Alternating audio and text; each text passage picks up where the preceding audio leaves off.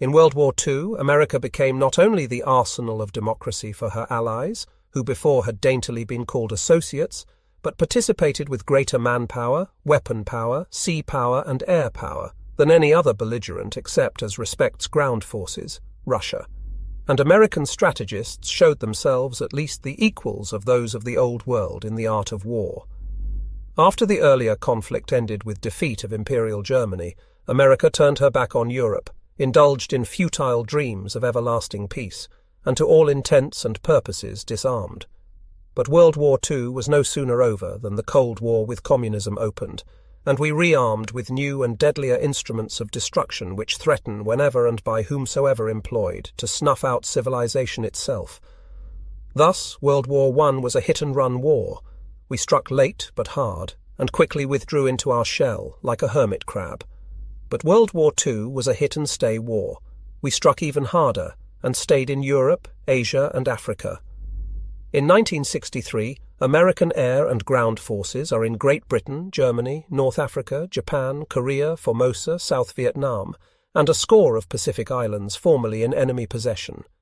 And the United States Navy not only patrols every verge of Asia and dives under the polar ice, but protects the lifeline between America and all other bastions of freedom. The important point in turning our back on Europe was rejection by the United States Senate in 1920 of the Treaty of Versailles and the League of Nations. Although this action was taken mainly for political and personal reasons, revenge against President Wilson and Wilson's own stubbornness, the rejection was undoubtedly popular.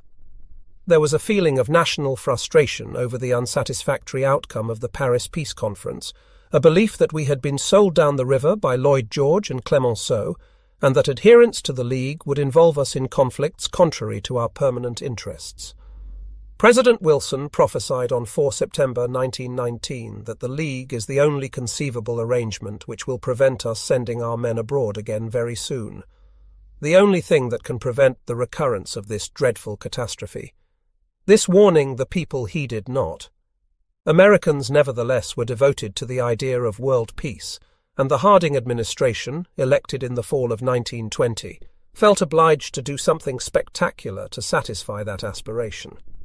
This took the form of the Naval Arms Limitation Conference at Washington.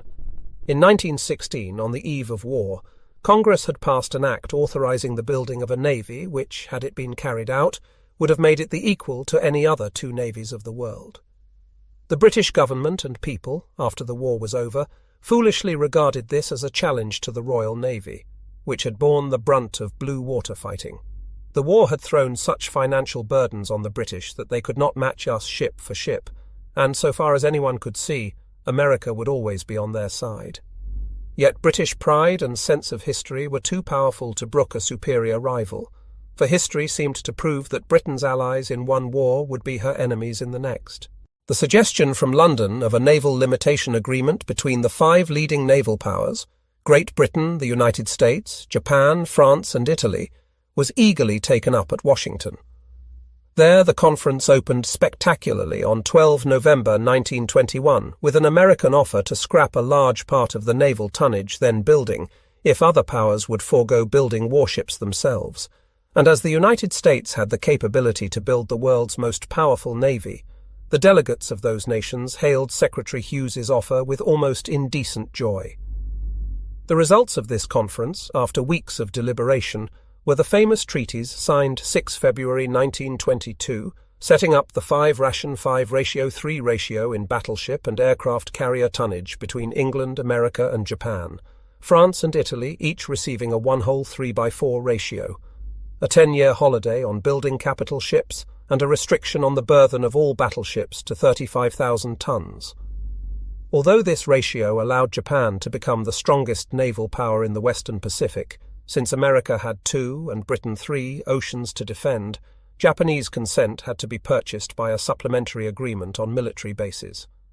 The United States renounced strengthening, in a military sense, any of her bases, such as Guam and Manila that lay west of Pearl Harbor, and England renounced strengthening any of hers east of Singapore or north of Australia. This provision actually reversed the ratio to 5-3-2 in favour of Japan, as the United States and Great Britain learned to their sorrow 20 years later. The American government and people confidently expected that this agreement would prove the entering wedge for limitation of other types of combatant ships and to general disarmament on land and sea. But 3 later conferences, called to effect these objects, ended in nothing of importance except an agreement to limit cruisers to 10,000 tons, which we respected and Japan flouted. Having, as they fondly thought, started the ball rolling toward universal peace, the British and American people allowed their armed forces to drift into obsolescence. For about 10 years this hardly mattered, but in the 1930s the German, Italian and Japanese governments began planning war as a shortcut to wealth and power, and building up their armed forces. If England slept, America not only slept but snored. The army was neglected as much or more than the navy, which Congress did not allow to be built up even to what the treaties permitted. Congress would probably have done even less but for the Navy League, a civilian organization founded in 1902, dedicated to keeping the Navy in proper shape. Ironically, the League celebrated its first Navy Day on 27 October 1922, immediately after the administration had consigned some of our best ships to the wreckers' yards. Several factors, besides a general revulsion against war and aversion from Europe, conspired to bring about this lamentable state of affairs. The recession of 1921–1922 and the depression of 1929 to 1933 made Congress unwilling to vote money for armaments that might never be used. Pacifist propaganda in this era was very powerful. One remembers with shame the sneers and jeers at congressional hearings, directed toward conscientious officers who were trying to obtain a few $1 million for army build-up, fleet maintenance and new construction. President Coolidge, although he hated the sea and even disliked reviewing a naval regatta from the presidential yacht, did more for the Navy than any president between Wilson and Roosevelt.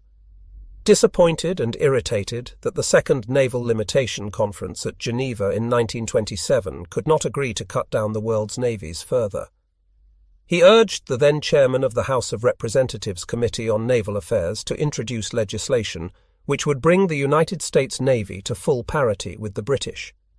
Chairman Butler did so, submitting a program that called for the building of 71 new ships, including 5 aircraft carriers and 25 cruisers, in 9 years. The peace societies then got into action.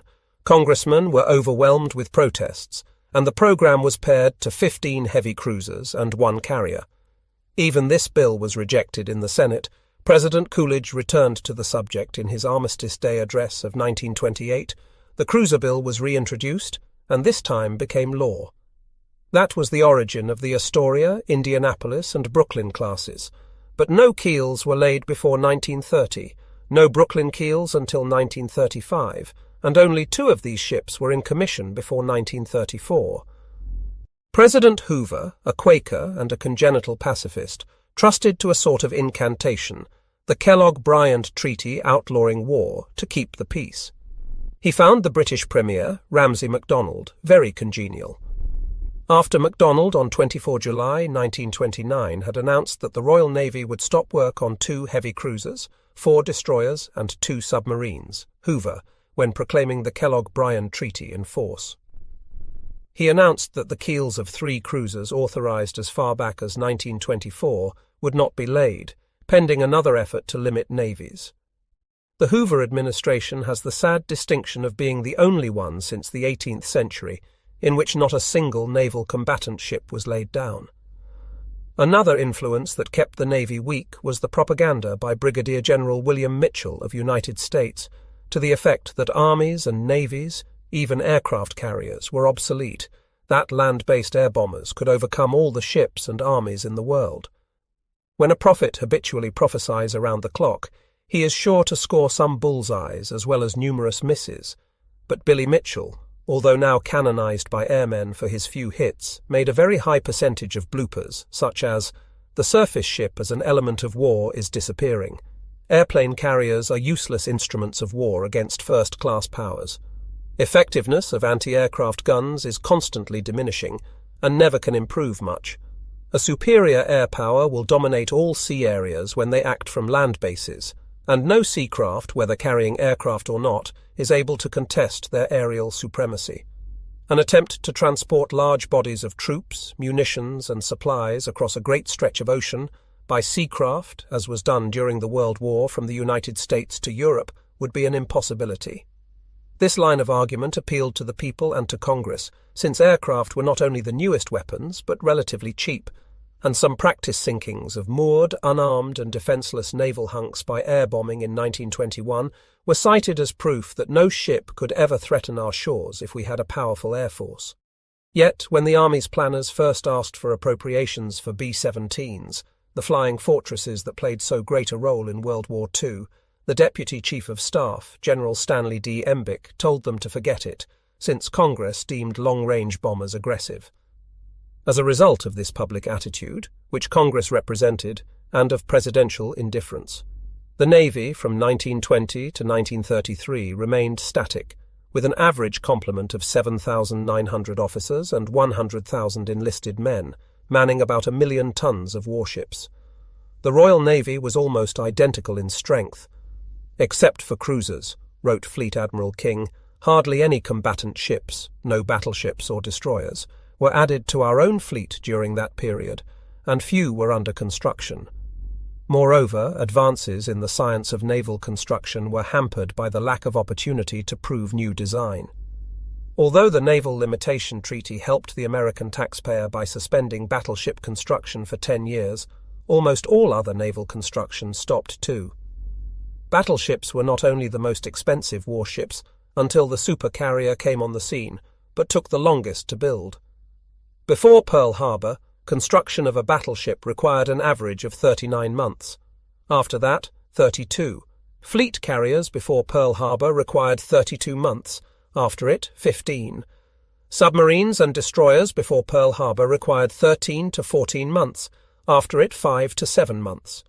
Many senior officers of the Navy envisaged the battles of the next war as long-range gunfire duels between battle lines, as at Jutland, an action so intensively studied at the Naval War College in Newport that one witty officer called Jutland a major defeat of the United States Navy. Actually, only one major battle in which our Navy engaged during the war, the night action off Guadalcanal on 14 to 15 November 1942, was decided by gunfire. All the others were won by ships' torpedoes, and by bombs and torpedoes delivered to the target by aircraft. Accurate gunfire, nevertheless, proved to be indispensable in World War II, both to repel air attack and for shore bombardment to cover an amphibious assault. Although air bombing of an objective supplemented rather than superseded naval bombardment, it was largely the development of air power that doomed the battle wagon to a secondary role. In the face of unwelcome attention from bomber planes, she could no longer hold a battle line. Very few ranking officers of any navy appreciated this. Germany put mighty efforts into producing Bismarck and Tirpitz, and although Admiral Ozawa reached the same conclusion as the progressive American naval leaders, Japan built 18.1-inch gunned Musashi and Yamato and concentrated on battleships in its attack on Pearl Harbor, assuming that their elimination would leave the Japanese Navy supreme. Battleships were very useful in World War II. All those present at Pearl Harbor on 7 December 1941 were old enough to vote, but 5 of the 7 sunk or badly damaged, after being raised, repaired and modernized, proved indispensable in covering amphibious operations and for shore bombardment. Even Arkansas, New York and Texas were still dishing it out in the European theatre at the age of 30 or more in 1944. That is not what they were designed to do, but no matter, many classes of naval vessels have proved useful in unintended directions. The submarine was originally conceived by us as a coast defence vessel to torpedo enemy ships approaching our shores. It proved incapable of doing that at Luzon in December 1941, but in the Pacific War the submarine proved to be especially potent in sinking the enemy merchant fleet. Destroyers, originally torpedo boat destroyers, superseded the torpedo boats to become first the cavalry of the sea for scouting, and finally a protective screen for convoys and carriers. Motor torpedo boats were supposed to sneak up on capital ships after dark and torpedo them, a feat seldom performed in World War II, but they became very effective as small, fast gunboats. Nevertheless, a much too big slice of the thin appropriation pie was spent on battleships between wars. This was due fundamentally to Captain Alfred Thayer Mahan's teachings to the effect that all other classes of warships would be so outranged and outgunned by them in fleet actions as to be useless. And it was fed by a belief that lighter men of war, cruisers, destroyers, auxiliaries and patrol craft could be constructed quickly in an emergency. Not only in harping on battleships, but in other matters too, the Navy itself must share the blame with Congress and the public for unpreparedness. One cause was overemphasis on ship-to-ship competition. Gunnery competition, instituted by President Roosevelt in 1902 as a result of the Navy's bad shooting in the Spanish-American War, was extended to torpedo firing, propulsive engineering and communications, the whole comprising the battle efficiency competition. For several years this helped the Navy, and probably the net result was beneficial. Certainly it was better than no competition at all. But the rivalry thus engendered became almost an end in itself. In order to ensure fairness, rules were standardized and contests held under optimum conditions of fair weather and smooth seas, off the New England coast in summer and in the Caribbean in winter, such as are seldom encountered in battle. A somewhat complacent attitude, to the effect that the United States Navy could outshoot every other navy, developed. But competition and battle practice were useful in discovering defects in ordnance and material and in improving the design of warships. To quote a recent letter from Vice Admiral Deo to the writer, the surface navy, despite lack of funds from Congress or interest by its civilian heads, produced a reasonable semblance of a balanced fleet and operated effectively as one in its training. The spur of officer selection and ship competition was most noticeable, but gradually the means became the end. Thus, while everyone worked hard, we began going in circles. The fleet became more and more tied to bases, operating out of Long Beach, San Diego on a tight fuel budget, chained to the increasingly artificial, detailed mandates of the Office of Fleet Training, whose word was law. The pencil became sharper than the sword. Everyone tried to beat the target practice rules, and too many forgot there was a war getting closer.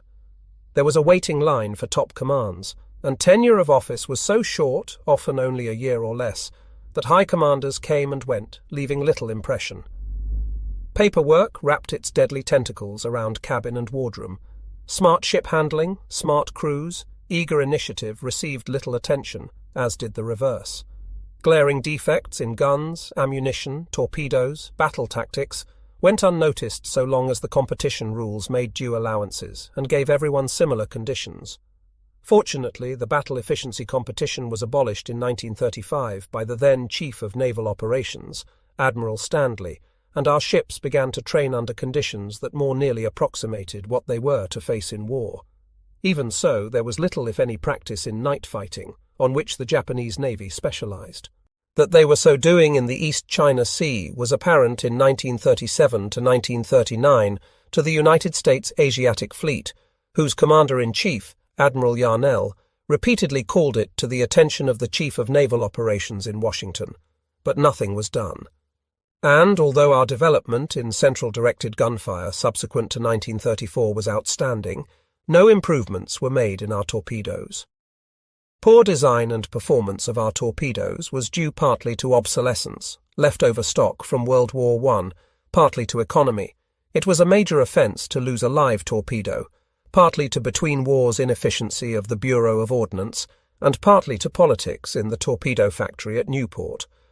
Rhode Island politicians regarded civilian labour there as part of their patronage and supported the local union in resisting efficiency. As one United States naval officer remarked ruefully, "If I fired an incompetent or insubordinate workman, the Secretary of the Navy was visited next day by both Rhode Island senators and a congressman insisting that he be reinstated."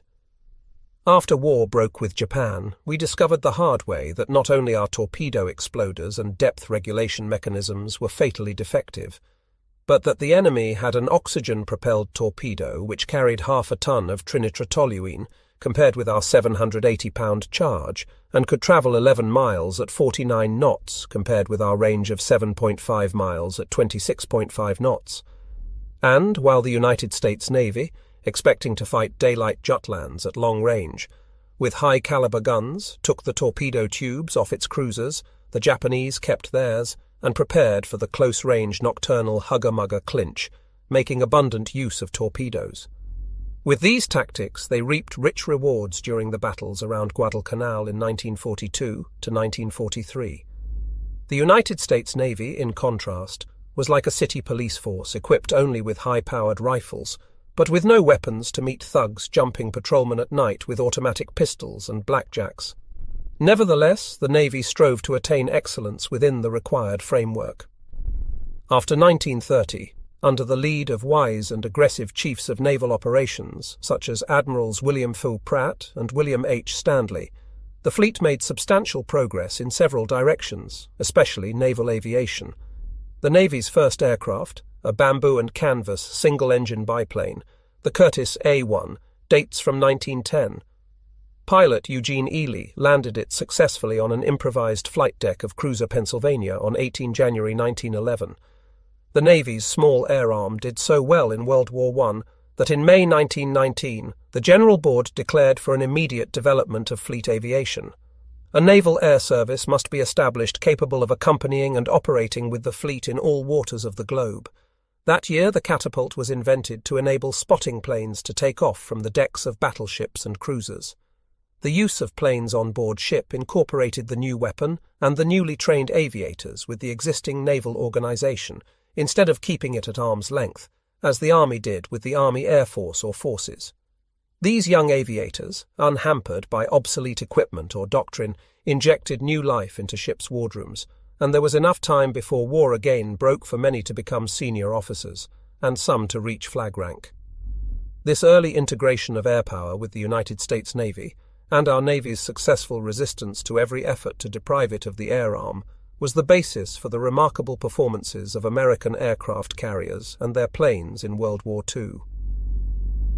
It was also in May 1919 that Lieutenant Commander Albert C. Reid, United States Navy, pilot of NC-4, with a crew of 4, flew the first airplane to cross the Atlantic.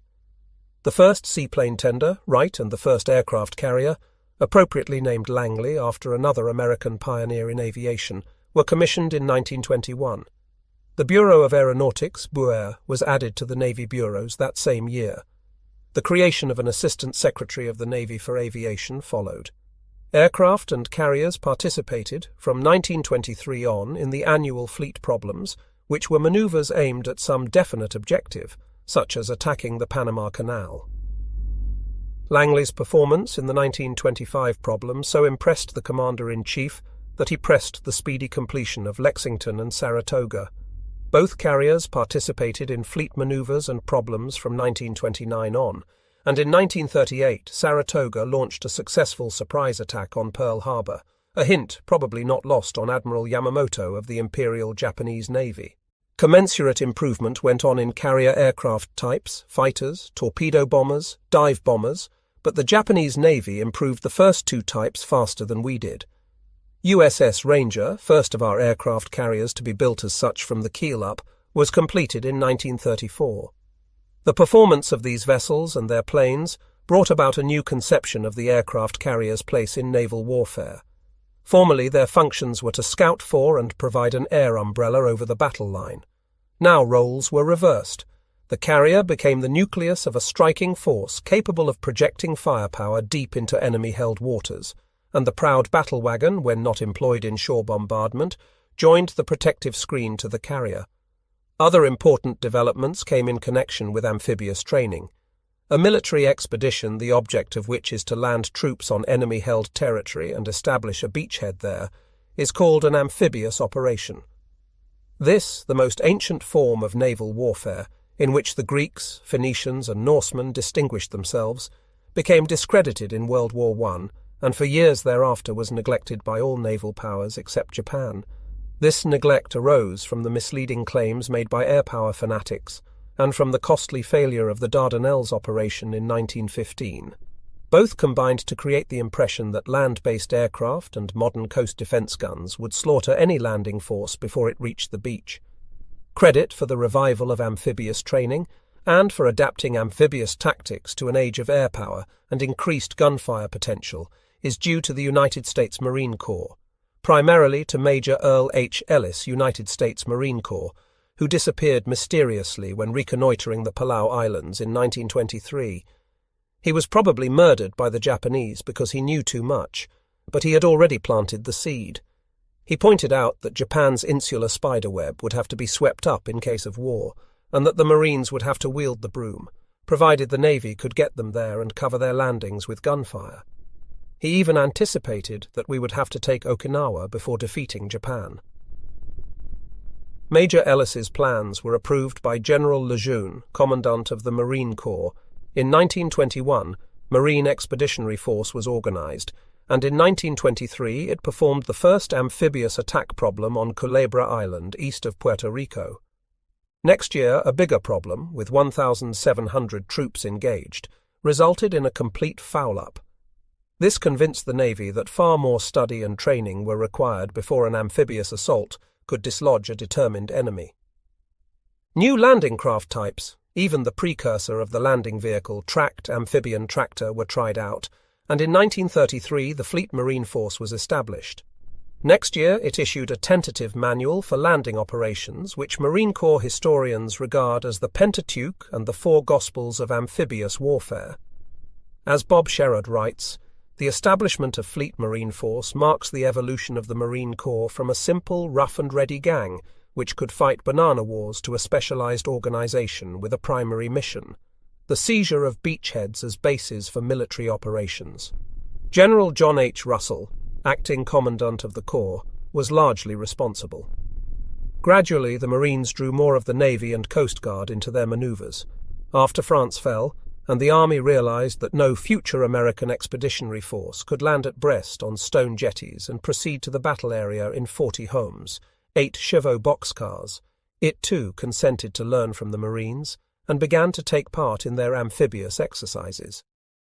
Until September 1939, when World War II broke in Europe, the Navy hardly knew what it would be called upon to do in the Atlantic, but for over 40 years it had known what would be expected of it in the Pacific. Responsibility for the Philippines, which, together with a formidable insurrection we bought from Spain in 1898, involved us in Far Eastern power politics and made war with Japan difficult to escape, if not inevitable. And as an example of the haphazard, non-strategic nature of the decision to buy the Philippines, we failed to acquire island approaches to the archipelago on which Spain had put a for sale sign, excepting Guam, which was of slight value without nearby Saipan and Tinian. Out of the welter of events in the Pacific between 1900 and 1941, there emerged two major factors: the growing disorganization of China and the increasing power of Japan. We tried to arrest the one by the open-door policy of John Hay, which meant dissuading European powers and Japan from annexing parts of China or acquiring special privileges in her ports. Then came the Russo-Japanese War of 1904 to 1905, in which Japan acquired Korea and a new area of influence in Manchuria. It was generally expected that this would not long satisfy Japan, and that the Philippines would be her next objective. As early as 1903, our great authority on naval strategy, Captain Mahan, urged that the United States Navy concentrate in the Pacific. The Joint Army-Navy Board, precursor of the Joint Chiefs of Staff, so recommended in 1905. It proposed that the battle fleet be based on Subic Bay, Luzon. President Theodore Roosevelt declined to support this.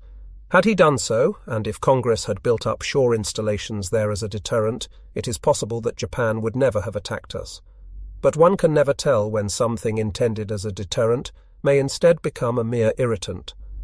Basing the battle fleet in the Philippines might have provoked Japan to a sneak attack on Subic Bay, before the opening of the Panama Canal in June 1914 permitted warships to be shifted rapidly from one ocean to another. Japan again increased her power by joining World War I as the ally of Britain, and with very little exertion and minimum loss, acquiring Germany's insular empire, the Marshall and Caroline Islands, and all the Marianas except Guam. President Wilson, more far-seeing about Japan than Theodore Roosevelt had been, protested against these acquisitions at the Paris Peace Conference, and the 1916 naval program, which he strongly supported, had the deterrence of Japan principally in view. Wilson was overruled on the first point, and the planned big navy, as we have seen, was scrapped after the war. Japan kept her insular spiderwebs, on which dozens of airfields and numerous naval bases could be built and were built after 1936. In the event of war with Japan, the United States Navy's Orange Plan looked to the Army to defend Manila and hold out for an estimated 3 to 4 months until the battle fleet could cross the Pacific and raise the siege. Japanese possession of the mandated islands made this task impossible unless key positions in the Marshalls and Carolines were first secured and the Spiders cleaned out. That increased the estimated time for the Army to hold out in Luzon to 9 months, and as we have seen, a part of the 1922 Washington Agreement was our renouncing the right to strengthen our bases in Guam and the Philippines. An impossible situation in grand strategy had been created for us, largely by our own folly. We were promising to defend the integrity of China and of the Philippines, without anything near the military means to implement such a policy. In the meantime, the liberal, Western-oriented groups in Japanese politics, which had been participating in the collective security measures of the League of Nations, were being harassed and terrified by a movement roughly parallel to Hitler's German authoritarians. Kodoha, as it was called, aimed to place Japan under army control, liberate China, India, the Philippines and all East Asia from foreign imperialists, and place all Asiatic countries under Japanese hegemony. Liberal politicians were assassinated, and in 1931 the Japanese Kwantung Army moved into Manchuria. Secretary Stimson was unable to persuade President Hoover to do more than protest against the Japanese invasion of Manchuria and of Shanghai later in the same year. A commission of the League of Nations condemned the Japanese action and demanded that she retire from Manchuria. Japan's reply was to withdraw from the League of Nations and to announce that on her part the naval limitation treaties would end in 1936. Harbinger of fairer weather for the Navy was the appointment of the Honourable Carl Vinson of Georgia in 1931 to be chairman of the Naval Affairs Committee of the House of Representatives, a position that he still held as chairman of an enlarged House Armed Services Committee in 1962. Mr. Vinson was not only well disposed toward the Navy, he made himself an expert on its technique and supported its aspirations to help defend the country. No member of Congress, writes Rear Admiral Fuhrer, has ever shown a greater understanding of naval needs, nor a greater mastery of the practical politics necessary to get the legislative branch of the government to recognize these needs, than Carl Vinson. Among the promoters of a powerful navy, Carl Vinson deserves a high place. But the number one architect of victory was the former Assistant Secretary of the Navy in World War I, who became President of the United States on 4 March 1933. Franklin D. Roosevelt brought a new deal for the armed forces as well as for the nation, yet he was not yet ready to end appeasement of Japan. Even though Japan had bowed out of naval limitation, both Britain and America regarded themselves bound by the treaties. But the United States Navy had been allowed to fall so low that there was a vast gap to be filled before even treaty strength could be attained. Congress finally began responding to frequent prods from President Roosevelt, Mr. Vinson, and the leading admirals. The first new construction authorized in years of the Brooklyn-class light cruisers, Craven-class destroyers, carriers Enterprise and Yorktown and 4 submarines, came as a corollary to the National Industrial Recovery Act of 16 June 1933, the avowed purpose being to relieve unemployment. This build-up taxed the ingenuity of the Navy bureaus, especially ships and yards and docks, because during the lean decade many shipbuilding and other firms that depended on naval orders had been liquidated, and their designers, draftsmen and skilled workers had obtained other jobs or gone on relief. Thus, the rearmament program started almost from scratch and could not be greatly accelerated until wartime. For example, the Vinson-Trammell Act of 1934 provided an 8-year replacement program which would require 10 years to attain treaty strength. The first 5 treaty 10,000-ton heavy cruisers of the New Orleans class, which had been authorized 5 years earlier, joined the fleet in 1934. Despite nationwide unemployment, Congress for several years refused to increase the authorized personnel of the Navy, which in 1935. With only 8,063 officers and 82,500 men, personnel had to operate ships with about 80% of their proper complement. 2 years later, a new ceiling of 100,000 bluejackets was established. Between 1935 and 1940, the Atlanta class of anti-aircraft cruisers was designed, and several types of fleet auxiliaries, including minesweepers, were transferred from the drafting boards to the building ways. All battleships of the North Carolina, South Dakota, and Iowa classes were designed in these years, but only North Carolina and Washington were completed before we entered the war, our first battleships in 18 years. These ships were characterized by 16-inch main batteries, thick armored decks for protection from air bombing, heavy fragment protection around important control stations, modern 5-inch anti-aircraft guns in twin mounts, and the forerunners, found by battle experience to be inadequate, of the present types and numbers of close-range anti-aircraft weapons.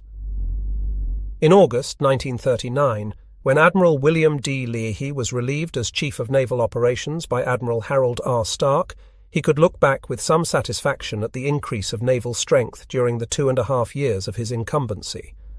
But, as he wrote in his last report, the Navy must be sufficiently strong in every essential element, and it must be adequately trained in order to take the offensive in the event of war and defeat the enemy fleet wherever it can be brought to action. In several respects, the Navy was not well rounded. Very few fast, modern auxiliaries had been finished. On 1 July 1939, the Navy had only 2 transports, 3 cargo ships, 3 oilers, and 1 ammunition ship in commission.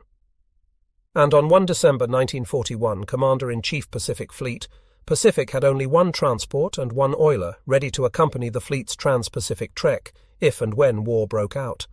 But the chief worry that Leahy bequeathed to his successor was the subject of bases. It was probably a good thing in the long run that the United States Navy was ill provided with bases in the Pacific, in comparison with the Imperial Japanese Navy and the Royal British. Want of them made American officers more self-reliant and their ships more self-sufficient. Nevertheless, failure to develop adequately what bases we had meant a rapid withdrawal of American sea power from the Western Pacific when the Japanese struck. After Japan denounced the Naval Limitation Treaty in 1936, the United States was free to strengthen all bases, anywhere. But all that could be got out of Congress was a few $1 million for seaplane bases at Wake and Midway Islands, and at Kodiak, Alaska, and Dutch Harbor in the Aleutians. These were indeed useful, only the first named was lost to the enemy. In 1938, a special board headed by Admiral Hepburn recommended the building of a fully equipped fleet and airbase at Guam to help defend the Philippines. Congress, after a heated debate, turned this down, largely for fear of provoking Japan, and the little that was done to strengthen the defences of Manila Bay proved to be wholly inadequate. Immediately upon the outbreak of war in Europe, in September 1939, the appropriate bureaus of the Navy drew up comprehensive estimates of warship requirements. The problem was no longer one of designing the best ship of a limited size, but of selecting the most desirable combination of basic characteristics. With the aid of previous experience, designs were completed for new types of destroyers, cruisers, and aircraft carriers. By 7 December 1941, plans had been completed for the Fletcher-class destroyers, the 6-inch Cleveland-class cruisers, the 8-inch Baltimore-class heavy cruisers, the Essex-class aircraft carriers, the first destroyer escorts, and a dozen different classes of auxiliaries. In order to meet the demands of modern warfare, more ammunition was required for an increased number of guns, more crews to man the gun mounts, more fuel capacity for a wider cruising radius, more powerful machinery to deliver greater shaft horsepower and develop more speed. Increased tonnage was inescapably necessary to carry the added weight, with sufficient reserve buoyancy and stability for the ship to survive serious damage. New main propulsion plants, using high-pressure, high-temperature steam, were introduced during the pre-war period. These reached such a state of development that United States ships were able to travel enormous distances without shipyard upkeep and overhaul, in many cases over 100,000 miles within a single year. Vast improvements in the diesel engine industry provided another source of propulsive power, which would be utilized to the staggering total of 35 million, out of a total of some 90 million shaft horsepower during the war. A number of experimental laboratories and testing stations, maintained by various bureaus of the Navy, were staffed with technicians and scientists. Among such establishments were the Taylor Ship Model Basin, wind tunnels, powder, gun, torpedo, mine and aircraft factories, ordnance proving grounds, as well as testing and experimental stations.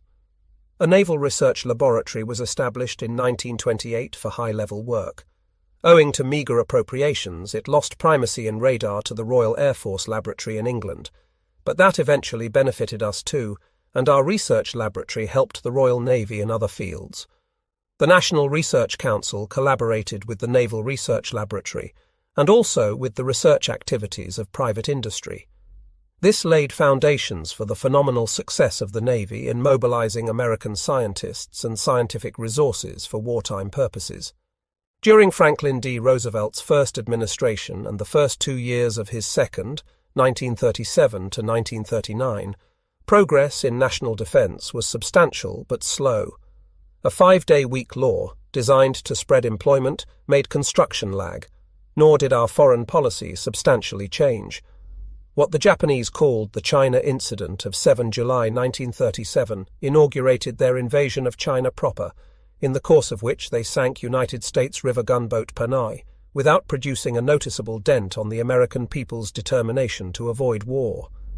The widely publicized report of a committee headed by Senator Gerald Nye in 1934 proved by innuendo that bankers and munitions makers, merchants of death, had got America into World War I, and Congress responded to the public opinion thereby created by passing a series of Neutrality Acts.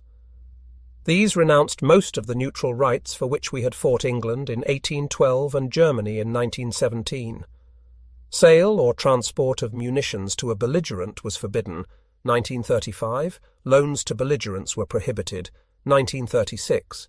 These were applied to the Civil War in Spain, but sale of munitions was permitted on a cash and carry basis, 1937. And the President was authorized to prohibit American ships from entering danger zones so as to prevent incidents, 1939. Thus, to peace by naval limitation and peace by incantation, the Kellogg-Briand Pact, we added peace by an ostrich-like isolation.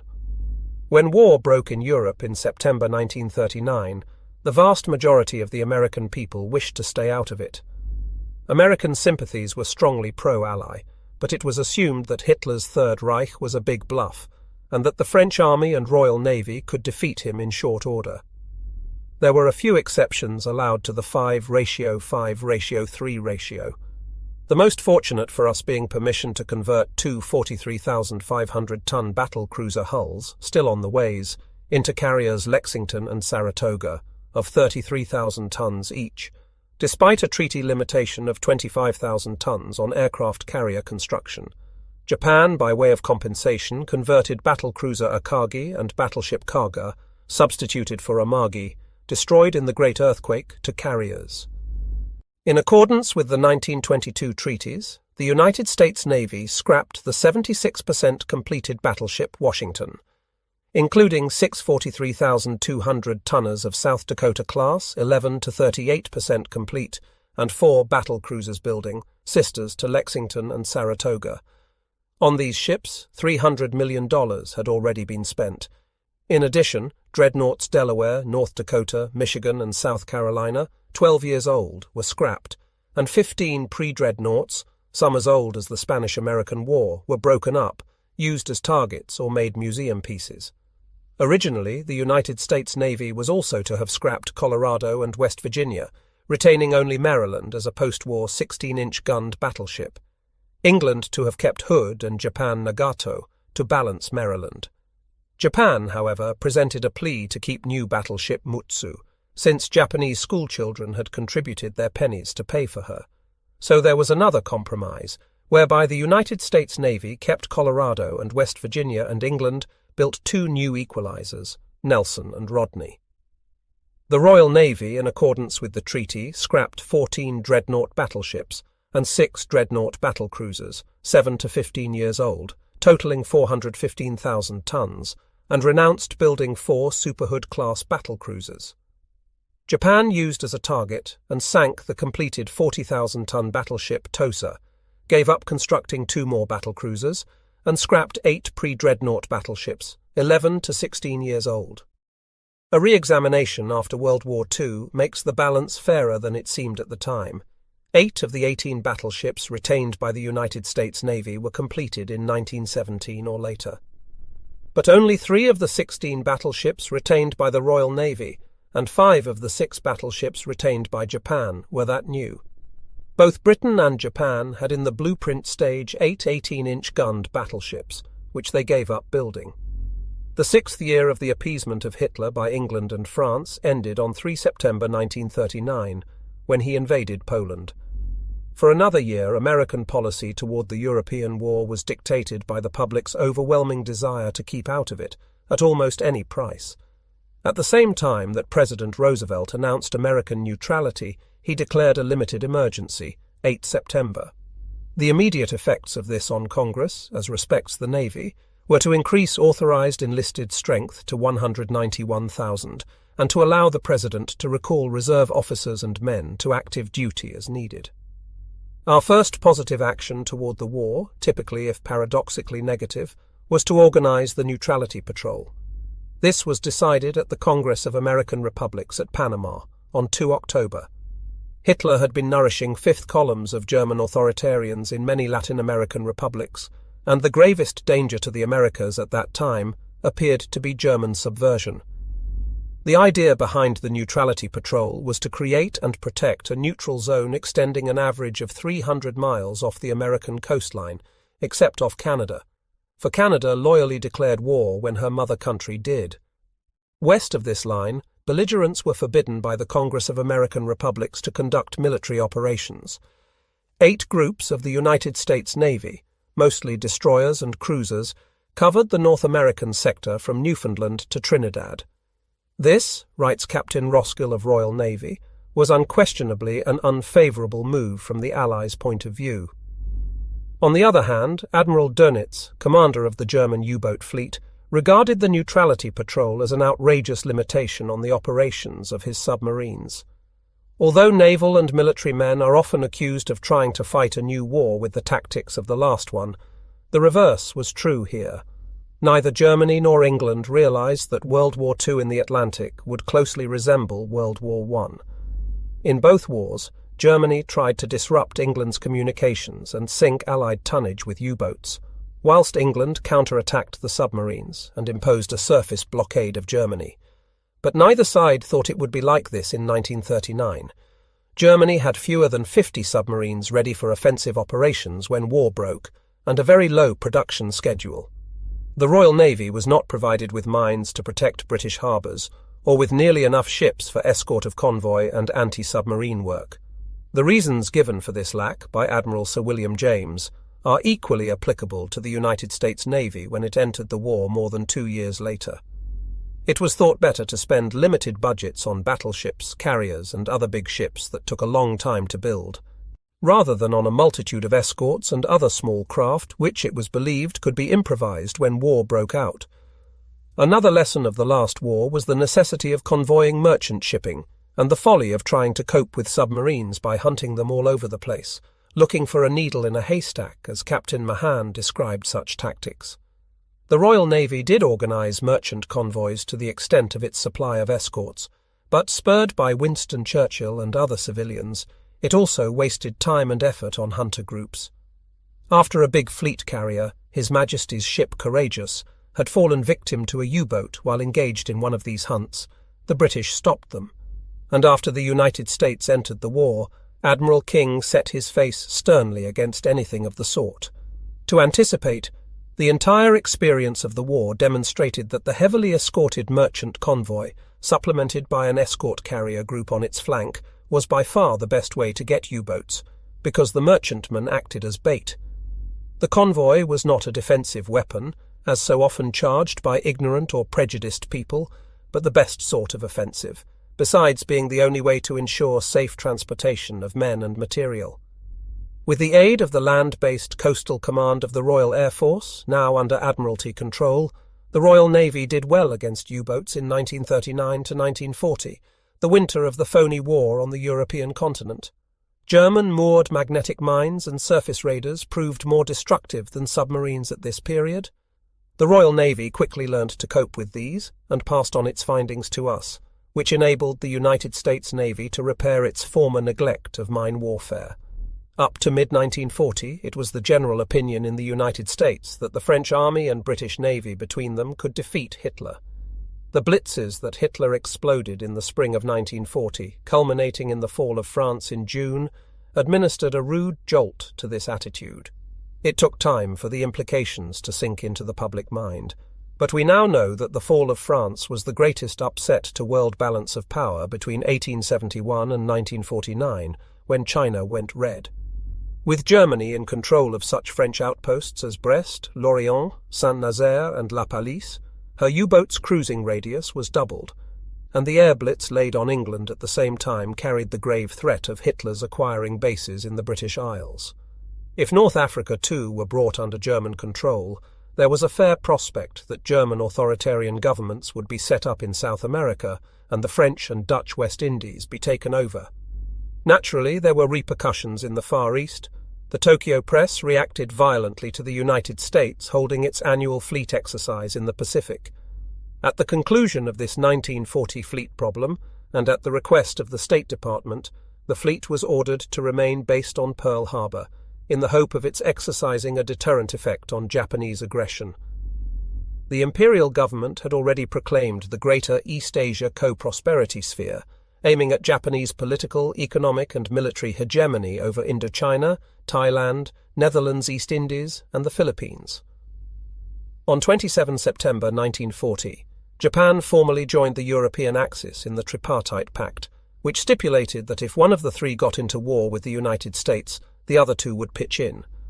For the United States Navy, this posed the problem of fighting a two-ocean war with a much less than one-ocean fleet. President Franklin D. Roosevelt had a political calculating machine in his head, an intricate instrument in which Gallup polls, the strength of armed forces and the probability of England's survival, the personalities of governors, senators and congressmen, and of Mussolini, Hitler, Churchill, Chiang and Tojo. The Irish, German, Italian and Jewish votes in the approaching presidential election, the help the Allies' people and the American firsters, were combined with fine points of political manoeuvring. The fall of France, fed into the Franklin D. Roosevelt calculating machine, caused wheels to whir and gears to click with dynamic intensity. Out came a solution. The short of war policy 1, to help keep England fighting in Europe, 2, to gain time for American rearmament, and 3, to restrain Japan by diplomacy and the fleet's deterrence. Whether Roosevelt really believed that this policy would keep us out of war is debatable, but he had to assume that it would until after the presidential election of 1940, in which he flouted tradition by running for a third term, and until events abroad convinced the American people that war was their only alternative to a shameful and ultimately disastrous appeasement. In any case, an essential and most beneficial part of the short-of-war policy was to build up the Navy. On 14 June 1940, the day that Hitler took Paris, President Roosevelt signed a naval expansion bill that had been under discussion for months. 3 days later, Admiral Stark asked Congress for $4 billion more to begin building a two-ocean navy, and got it.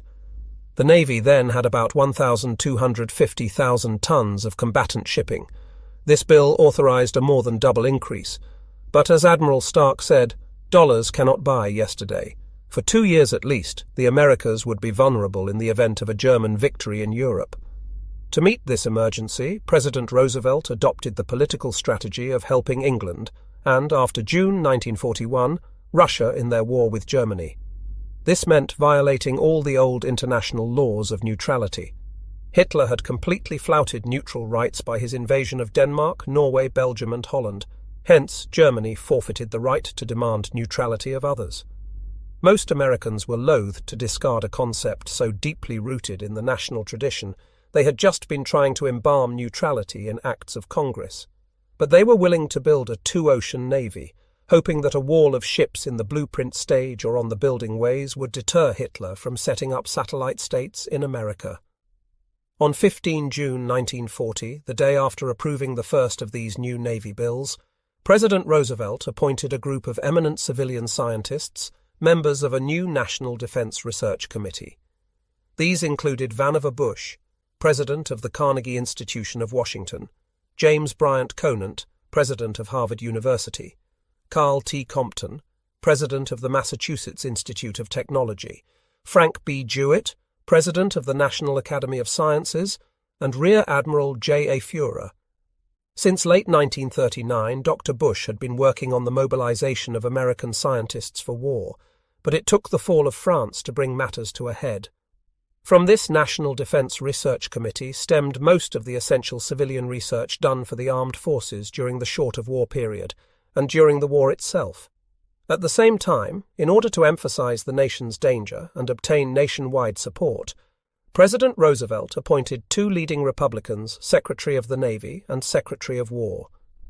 Frank Knox, who had been Republican candidate for vice president in the last election, quickly acquired a grasp of naval business and became one of the best secretaries the Navy ever had. The office of Under Secretary of the Navy was created and first filled by Knox's future successor, James V. Forrestal, on 22 August 1940. Henry L. Stimson, who had been Secretary of War under President Taft and Secretary of State under President Hoover, became Secretary of War again in July 1940. Upon his urgent recommendation, Congress passed the Selective Training and Service Act on 16 September. This was the first time that the United States had adopted compulsory military training in time of peace. During the summer and fall of that year, President Roosevelt initiated several important steps in high-level strategy in the Atlantic. He held a conference with Mackenzie King, Prime Minister of Canada, in August. A United States and Canada Mutual Defense Pact included complete reciprocity in the use of the naval shipyards of both countries. Now that the British Commonwealth was the one power fighting Germany, it became urgent to keep her strong and pugnacious while the American two-ocean navy was being built. President Roosevelt and Winston Churchill concluded on 2 September the naval bases Destroyers Deal. Britain ceded to the United States sovereign rights for 99 years over sites for naval, military and air bases in the West Indies, in exchange for 54 stack destroyers built during or shortly after the last war. The Argentia, Newfoundland and Bermuda bases were also granted to the United States as free gifts. Information from United States naval attachés in the Axis countries furthered the short-of-war policy. For instance, Commander A. E. Schrader reported from Berlin on 18 December 1940 that Hitler already had 7 to 9 million men available to be called to the colours, that there was no possibility of an internal revolt against him, that all 6 of the occupied countries were being systematically plundered for Germany's benefit, and that the British Heart of Oak was admirably taking the German air blitz on a chin of armour plate. He even predicted that Germany would next attack Russia to annex the Ukraine and the Caucasus, and warned that the whole world would be an empty shell if Germany won. One of our military attachés in Berlin obtained a copy of Hitler's plan for an attack on Russia 6 months in advance. The important news went to Stalin via Roosevelt and Churchill, but Stalin refused to believe it. Post-war revelations of discussion in the German High Command prove that President Roosevelt's estimate that Hitler would overlook direct American aid to England rather than declare war was absolutely right. The arrogant German authoritarian government chose to accept the destroyer deal and plenty more, because it knew very well that the United States at war would be far more formidable than the United States short of war, and the time gained by us for preparation was of inestimable value. The next unneutral measure was Lend-Lease. By existing neutrality legislation, it was still illegal for American merchant ships to trade with, or for private investors to lend their money to belligerent countries. Whatever war supplies Britain or Canada procured in the United States had to be paid for with cash and carried in their own ships, and they were scraping the bottom of the barrel. The Lend-Lease plan was briefly this. The United States would embark on an all-out military and naval defense program, both by giving orders to private firms and by building new government plants, but it would lend or lease as much production as could be spared to Great Britain. Congress passed the first Lend-Lease Act on 11 March 1941. This decision, said the President on 15 March, is the end of any attempt at appeasement in our land, the end of urging us to get along with the dictators, the end of compromise with tyranny and the forces of oppression. It was not quite that, certainly not respecting Japan, but the German authoritarians had to take it. Hitler, who attacked Russia in June 1941, informed his Navy chief in July that it was vitally important to put off America's entering into the war for another 1 or 2 months. He wanted no incidents calculated to provoke America, but he got plenty, as we shall see. Even more important in early 1941 was the ABC-1 Staff Agreement, which constituted the basic agreement for Anglo-American cooperation if and when we entered the war, and the basic strategic decision of the war, to beat Hitler first. In July 1940, Admiral Harold R. Stark, Chief of Naval Operations, sent Rear Admiral R. L. Gormley to London for exploratory conversations with the Admiralty. These were so fruitful in acquiring information about anti-submarine and other aspects of the war that on the advice of Chief of Naval Operations, a secret staff conversation with the British was convened at Washington at the end of January 1941. Rear Admirals Gormley and Richmond Kelly Turner and Captains Allen G. Kirk and DeWitt C. Ramsey represented the United States Navy. Major General Embick, Brigadier General Sherman Miles, and Colonel L. T. Garrow, the Army. Air Vice Marshal John C. Slessor was there for the Royal Air Force, and Rear Admirals Roger Bellairs and Victor Danckwerts for the Royal Navy. After long deliberations, this conference concluded the ABC-1 Staff Agreement of 27 March 1941. This provided that if and when the United States entered the war, it would exert the principal United States military effort in the European theatre. America would try to avoid war with Japan, but, even if that proved impossible, operations in the Pacific would be conducted in such a manner as to facilitate the effort against the European Axis. Naturally, this decision pleased the British, but the Americans initiated it. The reasons behind so sound a decision, which, as Slessor wrote, continued to govern our combined action throughout the war, although at times a bit frayed at the edges, were 1. Germany had a far greater military potentiality than Japan. 2. Germany already controlled almost the entire Atlantic coast of Europe and threatened the Americas. 3. England was already fighting Germany and could be assisted immediately, whilst Japan at that time was fighting only China, which foreign aid could not reach, Japan having already seized the Chinese coast, part of Indochina, and the Burma Road. The two staffs also agreed that if and when the United States entered the war, the American Joint Chiefs of Staff and the British Chiefs of Staff would meet as the combined Chiefs of Staff to make strategic plans and decisions for the Allied nations, and other decisions about command structures, areas of responsibility, and exchange of information were loyally carried out on both sides. Thus, even before America entered the war, the basic strategic decision had been made, and machinery had been set up for close cooperation. This forehandedness prevented an infinite amount of friction, misunderstanding, and fruitless effort, such as had taken place in World War I. One Washington agreement went into effect immediately, that the United States Navy share responsibility for escorting transatlantic convoys as soon as the Atlantic Fleet could do so. The Atlantic Fleet was reactivated, 1 February 1941 under Admiral Ernest J. King as Commander-in-Chief, Sinklant for short. Ernie King, born in Ohio in 1878, a graduate of the Naval Academy in 1901, was not only a great naval officer but a military strategist. He had shown outstanding ability in almost every branch of the Navy: ordnance, engineering, assistant chief of staff to the commander-in-chief in World War I, logistics, submarines, naval aviation, general board, commanding officer of a reefer, of destroyers, of a naval air station, and of Lexington. A hard man with little sense of humour, he was more respected than liked in the Navy. His eagerness to get things done quickly with no unnecessary palaver, coupled with an abrupt and often rude manner, infuriated many Americans and dismayed his British opposite numbers. No officer on either side or in any armed service had so complete a strategic view of the war as King's. Neither General Marshall nor any of the British had time or energy to concentrate on the war in the Pacific, but King not only grasped that and the Atlantic War, he had a better strategic savvy of the land phases of the European war than most of the generals. Secretary Stimson hated him, Winston Churchill and Sir Alan Brooke hated him, Admiral Sir Andrew B. Cunningham hated him, many even in the United States Army and Navy hated him. But Tojo, Hitler and Dönitz had even greater reason to hate King, because with Churchill, Roosevelt and Eisenhower, he was a principal architect of Allied victory.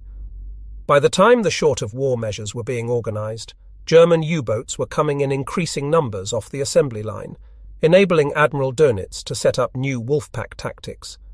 His submarines, in groups of 8 to 20, were sent out fan-wise into the North and South Atlantic, and daily controlled by radio from the command post in Lorient, would shadow a convoy by day and attack by night. On the night of 3 to 4 April 1941, one of these wolfpacks sank 10 out of 22 ships in a slow transatlantic convoy. Admiral Stark at once saw that the United States Navy would have to pitch in to help escort of convoy, or the Lend-Lease aid would never reach its destination. On 4 April, he transferred the new carrier Yorktown, 3 battleships, 4 light cruisers, and 2 destroyer squadrons from the Pacific to the Atlantic Fleet. On 9 April, the Minister of Denmark, now occupied by the Germans, at Washington invited the United States to become the protector of Greenland, which she promptly did, and Greenland became a base for weather stations and for airfields, both important in the anti-submarine campaign.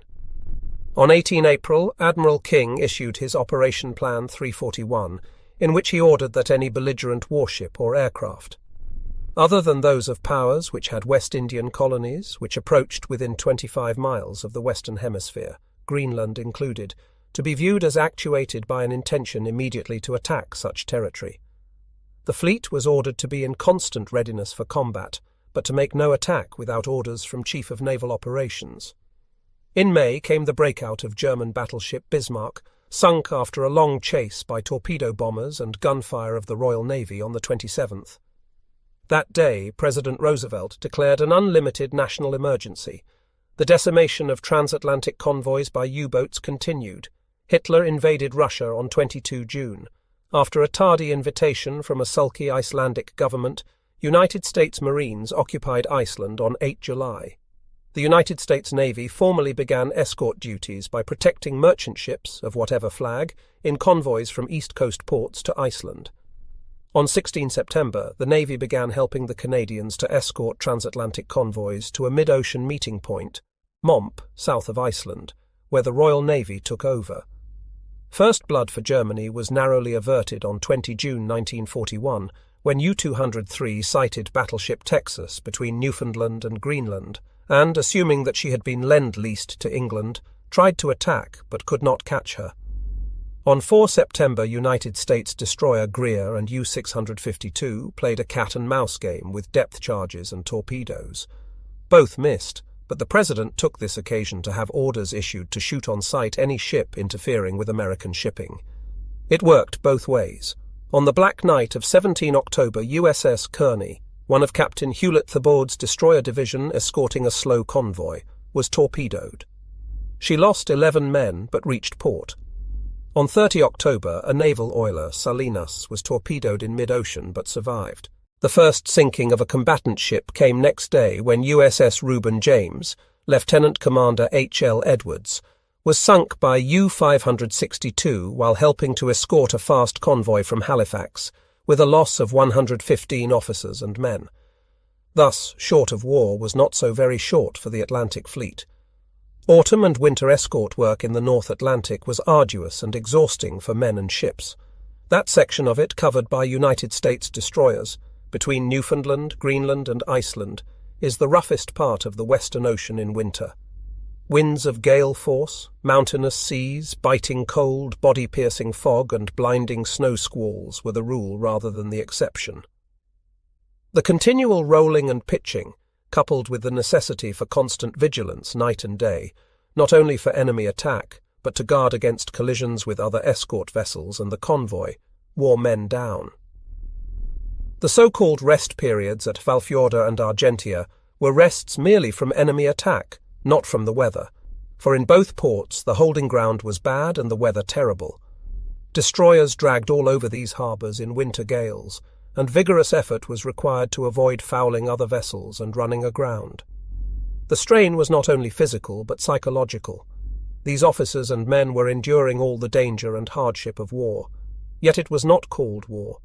They were forbidden to talk of their experiences ashore, or even to tell where they had been and what they were doing, and so had none of the satisfaction derived from public recognition. After going through cold hell at sea, they would reach port to find other young men making money in safe industries, and college football stars featured as heroes of the day. Barroom isolationists and, it is suspected, enemy agents worked on the men in Boston, taunting them with fighting England's battles and tempting them to desert. But our bluejackets had seen for themselves the new terror that the German authoritarian had added to the perils and dangers of the deep. Few realized better than they the threat to America in this German strike for sea supremacy. And the fact that morale in the destroyers remained high throughout this period of bitter warfare that yet was not war attests the intelligence, the discipline, and the fortitude of the United States Navy. As we have seen, the United States fleet, commanded by Admiral James O. Richardson, had been based at Pearl Harbor as a deterrent to Japanese aggression since April 1940. Admiral Richardson, after expressing to the President in no uncertain terms his dislike of Pearl Harbor as a fleet base, was relieved by Admiral Husband E. Kimmel on 1 February 1941, and on the same day the United States fleet was renamed the Pacific Fleet. It was still an unbalanced fleet, incapable of promptly performing its assigned mission in the revised Orange, now called Rainbow 5, plan of capturing key points in the Marshall and Caroline Islands with the help of the Marine Corps, and then relieving the Philippines. There, it was assumed, the army under General Douglas MacArthur, who was also Field Marshal of the Armed Forces of the Philippine Commonwealth, would be holding out against the Japanese. Kimmel, an energetic, devoted naval officer, applied himself to fleet training, both of ships and planes, so as to provide a corps of experienced officers and petty officers for the flood of new construction that the two-ocean navy and other recent acts provided. He frequently sent out task groups to exercise the men and the guns, but he made a practice of mooring most of the fleet in Pearl Harbor over weekends to keep officers and men happy. It must be remembered that the average young American of that era, conditioned by 21 years of anti-militarist indoctrination by movies, books, preachers and teachers, could be induced to enlist in the armed forces, or re-enlist if his term had expired, only by making things pleasant for him, not too much work and plenty of recreation. That situation, besides the 2,000-mile haul for supplies, was why Admiral Richardson objected to the fleets being based away from California. The situation in Oahu of the United States Army, responsible for the defense of the territory, was similar. Lieutenant General Walter Short had 2 divisions under his command. He too was deeply concerned with training and replacement. Flying fortresses, B-17s as fast as built, were flown to Oahu for their final arming and equipment, after which most of them flew on to Manila via Wake Island and Guam. There seems to have been no expectation that they might be needed in Hawaii. In contrast to the United States Pacific Fleet, the Japanese combined fleet was well balanced, thoroughly trained, and spoiling for a fight, owing to the operation of the 5:5:3 ratio, and to Japan's kicking over even that in 1936 and embarking on an intensive building program. The Japanese Navy was more powerful in combatant ships than the United States Navy in the Pacific, more powerful even if one added the British and Dutch warships. It had plenty of freighters convertible to transports, fleet oilers, or other auxiliaries. It was rugged from annual manoeuvres in rough northern waters. Japanese gunnery and navigation were excellent. Their torpedoes were far more speedy, accurate, and destructive than those of any other navy, and their carrier planes were superior in the fighter and torpedo bomber categories. Admiral Yamamoto, Commander-in-Chief Combined Fleet, had been attached to the Japanese embassy in Washington, where he was respected for his naval knowledge, and also for his excellent game of poker. Knowing America's military potential very well, he begged Prince Konoye, the Prime Minister who preceded General Tojo, to endeavor to avoid war. But when war was decided upon, Yamamoto set his ingenious brain to work on the best method of neutralizing the United States Navy at the start. He had, in fact, been working on that problem since January 1941, when he decided that a surprise air attack on the Pacific Fleet at Pearl Harbor was the answer. The decision, for a man of Yamamoto's intelligence, was strange, for as strategy it was not only wrong, but disastrous. The Pacific Fleet, as we have seen, had been sent to Pearl Harbor as a deterrent, and as such it was fatally effective. The Japanese warlords had made up their minds in 1940 to take advantage of the European situation and conquer all European or American colonies or dependencies in Eastern Asia. The only deterrents that they feared were the B-17s at Manila and the Pacific Fleet at Pearl Harbor. In view of the weakness of that fleet, of which they were well apprised, and the length of time that it would take to reach Philippine waters, it is unaccountable that Yamamoto thought its destruction necessary before war fairly began.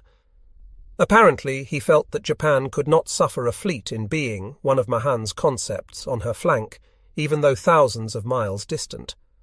Actually, the fleet would have been as much of a deterrent in California harbors as at Pearl, but harder to get at. And if we had based it in Singapore, as the British urged us to do, it would have been even more vulnerable, besides being in an impossible position logistically. The Japanese war plan, brought together at a Supreme War Council on 6 September 1941, was as follows.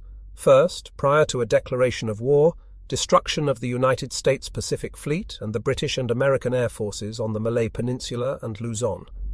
Second, while the British and American navies were decimated and disorganized, a quick conquest of the Philippines, Guam, Wake, Hong Kong, Borneo, British Malaya, including Singapore and Sumatra. Third, when these were secure, the converging of Japanese amphibious forces on the richest prize, Java, and a mop-up of the rest of the Dutch islands.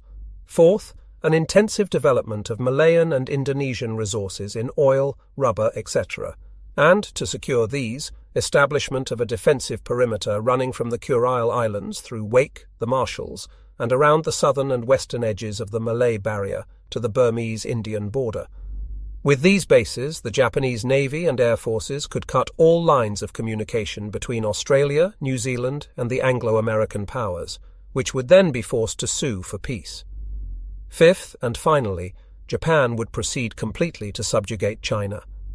Over half the world's population would then be under the economic, political, and military control of the emperor. This scheme of conquest was the most enticing, ambitious, and far-reaching in modern history, not excepting Hitler's. It almost worked and might well have succeeded but for the United States Navy. This being Japan's plan, it is astonishing to find her American apologists claiming that she was goaded, provoked, and coerced into making war on us by the Roosevelt administration. What Franklin D. Roosevelt did, with the support of Congress and popular approval, as judged by acts of Congress, Gallup polls, and the newspapers, was to impose embargoes on iron, steel, oil, and other strategic materials going to Japan, and to freeze Japanese financial assets in America. This process, applied gradually, began in mid-1940 and finally reached effectiveness at the end of July 1941, after Japan had announced her determination to occupy southern Indochina. Now, in the second half of 1941, the British and the Dutch cooperated in both freeze and embargoes, and as Japanese oil stocks dwindled, the government found itself in a dilemma. It must either renounce an imposing plan of conquest, on which the army insisted, to get oil from the United States and the Netherlands East Indies, or it must fight the United States, the Dutch and the British to conquer oil for more conquests. It chose the second alternative deliberately, as the more honourable and potentially profitable. Better to defeat America in a quick blitz, as Hitler had France, and then, impregnable, get on with the conquest of China. It is now perfectly clear that nothing short of force could have stopped Japan from embarking on her Southeast Asia plan, or have persuaded her to withdraw from China. But war might have been at least postponed, allowing the United States to catch up somewhat in the arms race, if Prince Konoye's proposal in August 1941 of a summit conference between himself and President Roosevelt had been accepted. Joseph Grew, our sapient and sensitive ambassador at Tokyo, was for it. Franklin D. Roosevelt was for it, but Secretary of State Cordell Hull opposed it on the grounds that Konoye was a slippery character, and that a summit conference should take place only to cap a prior agreement on principles, such as Japan's abandoning the tripartite pact. Hull did not understand that for Japan that treaty with Germany and Italy was part face, part military gesture, and that she did not intend to honour it if it did not suit her. Prince Konoye sincerely wished to start liquidating Japan's dreams of conquest, but he was on a spot with a ministry of jingo militarists, and Hull gave him no help to get off. As Prince of the Royal House he had the Emperor's ear, and Hirohito himself was anxious for peace. So there was a chance that if Konoye brought a promise from Roosevelt to lift the oil embargo and unfreeze the assets, in return for Japan's promising to start a military evacuation of Indochina and eventually of China itself, the prince might have persuaded the emperor to expel the militarists from the cabinet. Of course, it is even more likely that Konoye would have been assassinated, but he was willing to take the chance, and he should have been given the opportunity. In any event, a summit conference would have gained time. It could not have met until late October, and Japan could hardly have dispatched the Pearl Harbor striking force while it was sitting.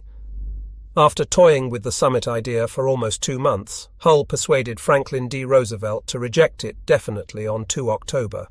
Konoye then resigned, and General Tojo became Prime Minister. And as the Japanese Supreme War Council had in the meantime set up the grandiose war plan already described, any complete change of Japanese policy would have been difficult to carry out, even by the Emperor. The negotiations at Washington dragged along fruitlessly. On 10 November, Winston Churchill declared in a speech that he did not know whether the effort of the United States to preserve peace in the Pacific will be successful, and he promised that if the United States should become involved in war with Japan, a British declaration would follow within the hour. That threat did not deter the Japanese government for a moment. You can always keep the peace if you are willing to pay the asking price, and it is a matter of high strategic decision whether the price demanded is worse than refusal with its risk of war. Tojo's price for peace, his ultimatum as he called it, was presented by his ambassador at Washington on 20 November 1941. America must concede Japan a free hand in Indochina and China, and render Chiang no more assistance. She must restore trading relations with Japan, and send no more military forces to the South Pacific or the Far East, even to the Philippines. In return for these extraordinary concessions, which could only have been accepted by a nation defeated in war, all Japan offered was to send no more armed forces into Southeast Asia, and to evacuate French Indochina after peace had been imposed on China.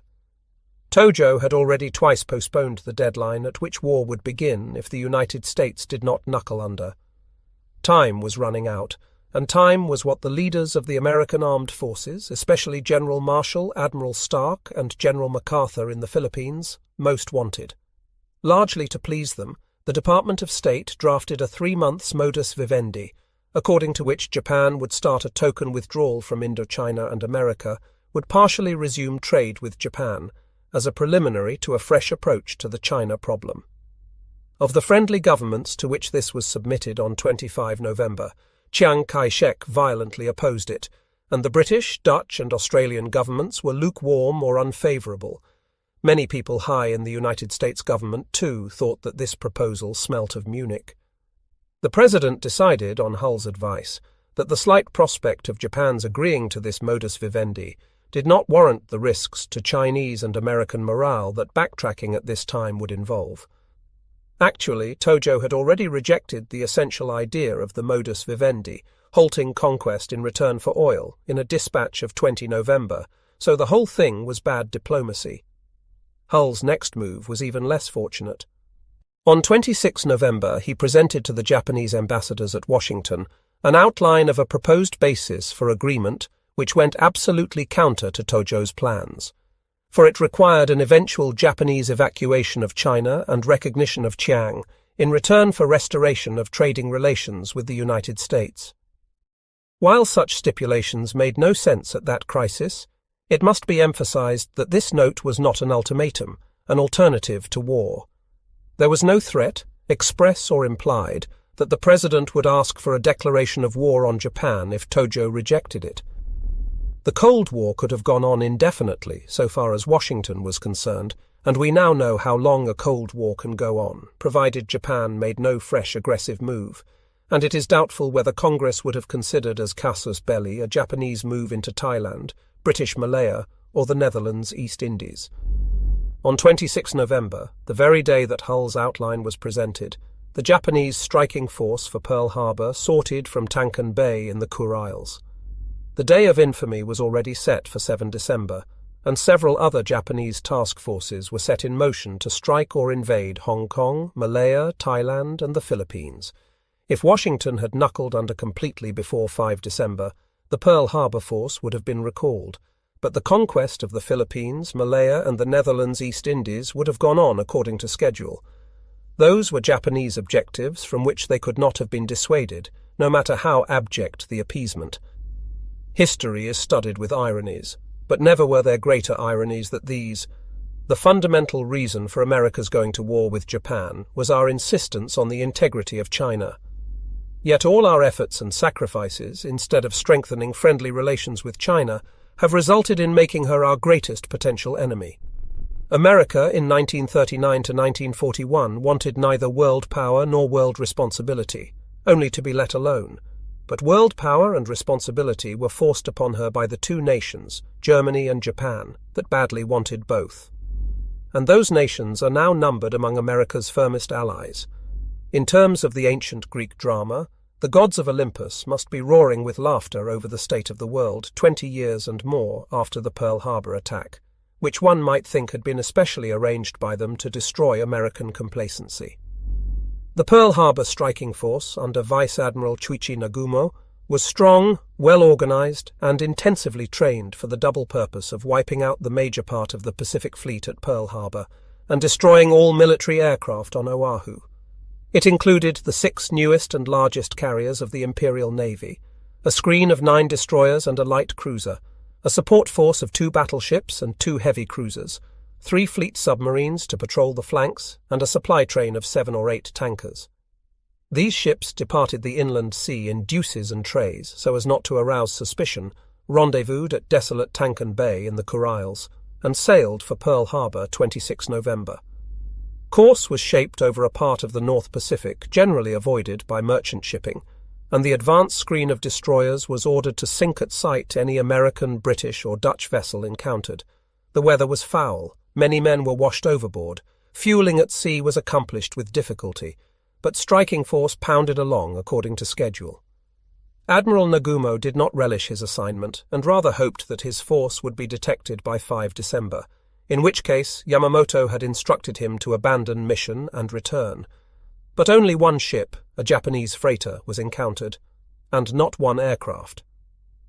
By listening to the Honolulu commercial broadcasts, the Admiral was assured that nobody ashore anticipated the lethal strike that he was about to deliver.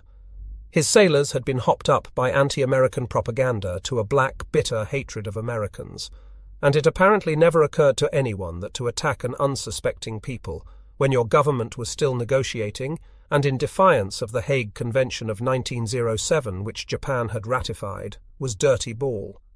Treaties, for the Japanese government of that time, were to be honoured or broken according to the Emperor's presumed interest. Early on 6 December, the latest report from the Japanese consulate in Honolulu on American ships present in Pearl Harbor was received via Tokyo. The battle fleet was there all right, but no carriers, a great disappointment. At 9 p.m. that evening, striking force reached the meridian of Oahu at a point about 490 miles north of the island. All hands on the carriers who could be spared from duties below were summoned to the flight decks. Officers made speeches, and the actual flag which had been displayed from Admiral Togo's flagship before the Battle of Tsushima in 1905 was raised to the masthead of Akagi. It was a high moment of frenzied, patriotic emotion. Course now was shaped due south. The oilers and supply ships were left behind, and during a night of thick overcast through which the moon, 3 days after full, showed a faint light, striking force charged forward at 26 knots. Heavy cruisers, Tone and Chikuma, thrust ahead to catapult 2 float planes for reconnaissance. They reported everything calm in Pearl Harbor, not one ship underway. Nagumo reached his launching point, latitude 26° north, longitude 158° west, about 275 miles north of Pearl Harbor, at 6 a.m. It was still dark, and the carriers pitched badly in the swell, but the launching of the first attack was effected without mishap, and the 183 planes orbited waiting for their strike commander, Captain Fuchida, to give the word to go. Again, emotion welled high in Japanese breasts. All who could came topside and shrilled banzai into the grey dawn. First blow of Japan against the United States was scheduled not for the Emperor's Eagles, but for his advance expeditionary force of submarines. These, 27 in number, left Kura and Yokosuka around 19 November and fueled at Kwajalein in the Marshalls. 5 of the I-boats carried midget 2-man submarines. These had the mission of penetrating Pearl Harbor, while the big ones took stations on 6 December about Oahu, to torpedo any American ship that escaped the airstrike.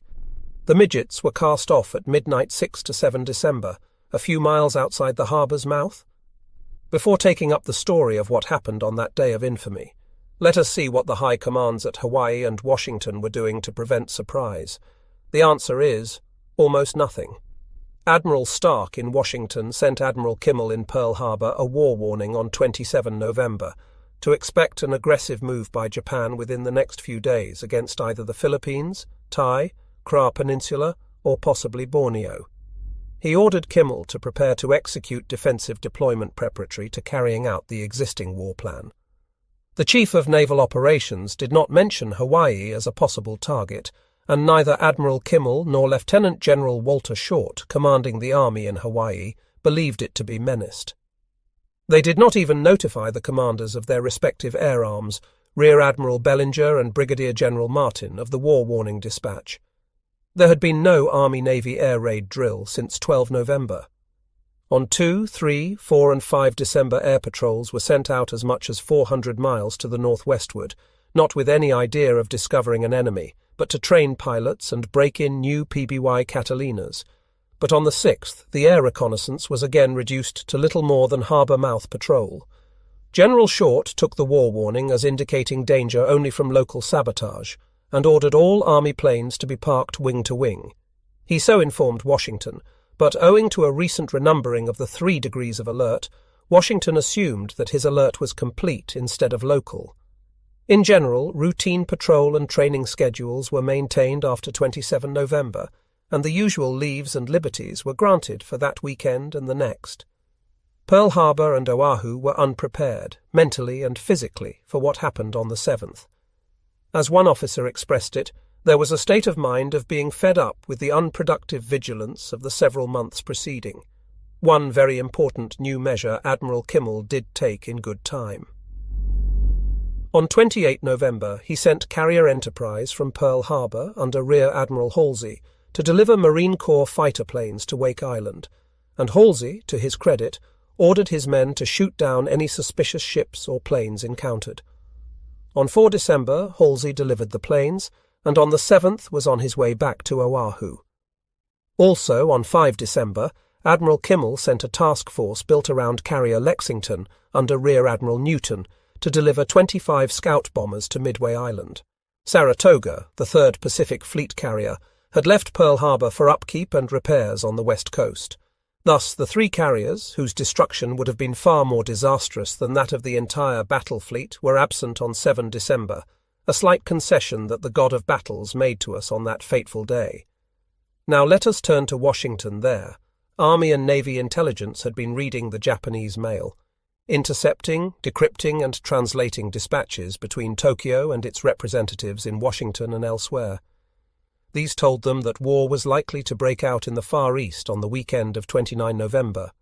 But whereabouts, or on what date, the Japanese government was too cagey to admit even in the top-secret diplomatic code. Every bit of intelligence received from this and many other sources was ambiguous. Neither date nor target was mentioned. And when Sunday, 30 November, passed and nothing happened, a sort of numbness seemed to creep over official Washington. Commander Arthur H. McCollum of the Office of Naval Intelligence felt that the situation was serious enough to send another war warning to Hawaii on 4 December, but Admiral Stark declined to do so, felt there had been too much crying wolf. The 2 Japanese dispatches decrypted and translated before 7 December, which might have suggested an attack on Pearl Harbor. These were orders from Tokyo to an agent in Honolulu to report not only all ship movements in and out of Pearl Harbor, but where each ship was berthed within the harbor. Admiral Kimmel might have perceived the significance of these now famous berthing orders, but he never had the chance. Naval intelligence discounted them because similar orders were being sent to Japanese agents in all principal world ports, and in that context, these particular demands on Honolulu no more indicated an attack on Pearl Harbor than an attack on San Diego, the Panama Canal, New York, London, Rio, or Sydney. Nevertheless, the failure to transmit this material to Pearl Harbor is a black mark against Washington. One may argue, as Admiral Turner did at the hearings, that the 27 November war warning should have been enough to put Kimmel on his toes.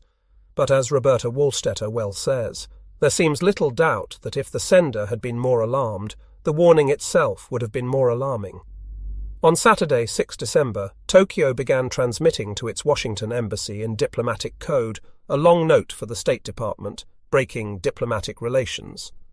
Army intelligence had the first 13 parts decrypted, translated, and in the hands of Brigadier General Sherman Miles, head of Army Intelligence, and Captain Theodore S. Wilkinson, head of Naval Intelligence, by 10:30 a.m. These 13 parts were a long rehash of Japanese-American relations, accusing us of warmongering in East Asia. President Roosevelt received and read them that evening and exclaimed, "This means war," but the note gave no hint of a projected attack on Hawaii or anywhere in particular. General George C. Marshall, Army Chief of Staff, and Admiral Stark, Chief of Naval Operations, were not informed that evening by the officers whose duty it was to do so. Admiral Stark and Rear Admiral Turner, the Navy War Plans Chief, were in Stark's office at 9:15 a.m. Sunday, 7 December, when Captain Wilkinson, Chief of Naval Intelligence, and Commander McCollum, head of his Far East section, brought in the translation of Tokyo's Part 14, the snapper which broke off diplomatic relations. But even Part 14 did not declare war or threaten immediate attack. About an hour later, Commander McCollum brought in the time of delivery message, an order from Tokyo to its ambassadors to destroy all coding machines after presenting the 14-part note to Secretary Hull at 1 p.m. Sunday was an odd day, and 1 p.m. a strange hour for presenting a diplomatic note. What could it mean? McCollum and his assistant, Lieutenant Commander A.D. Kramer, and Colonel Rufus S. Bratton of Army Intelligence, guessed the answer by consulting a time chart on the wall. 1 p.m. in Washington was 7:30 a.m. at Pearl Harbor. That might be only a coincidence, but it might also mean an attack there, and there only, for 1 p.m. in Washington, is night time at Manila and Guam. Wilkinson suggested that Admiral Stark at once call Admiral Kimmel on the telephone. Stark demurred, feeling that since the Army was responsible for the defense of Hawaii, General Marshall should do it. Marshall, contacted on returning from his Sunday morning horseback ride, came into Stark's office at about 11:15 a.m. In tense silence he read all 14 parts, agreed that they meant immediate war, and that Pearl Harbor and Manila should be alerted at once. Marshall's communicator said he could get the word to Pearl in 20 minutes. Rear Admiral Lee Noyes, Director of Naval Communications, offered to send it through Navy channels. Stark declined, again Navy-Army punctilio, and the message, just what significance the hour set may have we do not know, but be on the alert accordingly, was filed at noon, 6:30 a.m. in Hawaii. General Marshall called the Army Communications Center thrice to make sure that the message had been filed and sent, and was assured that it had been sent, which it had, but by Western Union. There was a foul-up that morning in Army radio, and the officer in charge entrusted the message to commercial channels. A boy on a bicycle delivered it to General Short some hours after the attack was over. The night of 6 to 7 December was not uneventful in and around Oahu. While officers and men on leave enjoyed themselves in Honolulu, as sailors do on a Saturday night, a routine patrol was maintained off Pearl Harbor entrance. At 3:55 a.m., USS Condor sighted a periscope less than 2 miles offshore and passed the word by blinker to Destroyer Ward, also on patrol. The two captains discussed the contact by radio. Their talk was overheard at Bishop's Point radio station ashore, but nobody there thought it worthwhile to relay this to naval headquarters, nor did the captains. Almost 3 hours passed, and Pearl Harbor slept. At 6:33 a.m., a patrolling Catalina sighted the same or another midget submarine, dropped smoke pots on the spot, and informed Ward. The destroyer closed, shot at, depth-charged, and sank the midget at 6:45 a.m. Ward's commanding officer, Captain Outerbridge, sent the word at 6:51 a.m. to Naval District Headquarters where, owing to an unexplained delay, Lieutenant Commander Harold Kaminsky, the duty officer, never got it until 7:12 a.m. Kaminsky, one of the few communicators really on the ball that morning, made frantic efforts to pass this word to fleet headquarters, but he had only one telephone operator, a Hawaiian who spoke little English, and found it difficult to raise anyone at that hour of a Sunday morning. In the meantime, at 7 a.m., another PBY had sunk a second midget a mile off Pearl Harbor entrance, but, contrary to instructions, reported the incident in code. So, this message was not ready for circulation until 7:30 a.m., when the Pacific Fleet Staff Duty Officer telephoned it to Rear Admiral Bellinger's operations officer at Ford Island. They discussed these reports over the telephone with Admiral Block, the Naval District Commandant. All three, who suspected these contacts to be false, were still talking about them when the bombs began to drop. Thus, the Navy, largely through faulty or lax communications, lost an opportunity to alert the fleet that midget submarines were lurking about Pearl Harbor in the early morning. Admiral Kimmel himself, on 14 October, had warned the fleet that a single submarine attack may indicate the presence of a considerable surface force probably composed of fast ships accompanied by a carrier. But this was embedded in a very prolix and involved fleet letter, which nobody except Kaminsky appears to have digested, and the Army lost an even better chance to give advance warning of the main air attack. It was responsible for 5 or 6 mobile search radar stations spotted around the coast of Oahu. Search radar had saved England from destruction during the German air blitz of 1940, and it might have done so here, but these Army radars were being operated on Sunday only from 4 a.m. to 7 a.m., and at all times on a training basis to train radar operators, not with any serious idea of watching for enemy aircraft. The radar set at Opana on the northern point of Oahu was manned on the morning of 7 December by Privates Lockard and Elliott. Between 6:45 a.m. and 7 a.m., they tracked what we now know to have been a Japanese cruiser plane reconnoitering ahead of the bombers to make sure that the battle fleet was really in harbour. One of the lads reported this to Radio Information Center at Fort Shafter near Honolulu, where the duty officer was an inexperienced second lieutenant, also under training. He ordered them to secure for the day. Instead of so doing, the two privates, eager to improve their technique, continued to work the radar. Elliott, at the controls at 7:02 a.m., saw on the screen something completely out of the ordinary, blips indicating an enormous flight of planes, bigger than anything he had ever observed. The flight was then 132 miles north of Oahu, approaching at 182 miles per hour. He telephoned the switchboard operator at the information center, who insisted on calling the duty officer to hear what the privates had to say. The Green Lieutenant listened in a bored manner and told them to forget it, for he had heard that a flight of our B-17s was expected to arrive from the mainland that morning. But these could only have been a dozen planes at most, and the Opana radar screen showed a flight numbering over 100. Note that if even one of the people responsible, either in Washington or on Oahu, had been really brisk, the fleet and army could have had at least an hour's warning, and hundreds of lives would have been saved.